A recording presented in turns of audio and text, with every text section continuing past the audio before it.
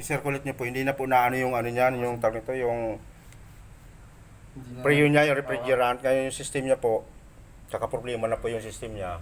Kailangan pong maintenance ayan, no? Kaya po siya makahinga, parang tao rin yan eh. So ano po to, di ba? Yung ano, inverter to.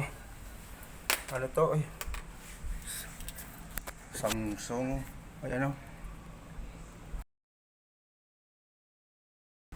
Ayan po yan. Ano pala to eh, yung 600. Ito napakahirap kung ano. Ang ano po nag-ano R600.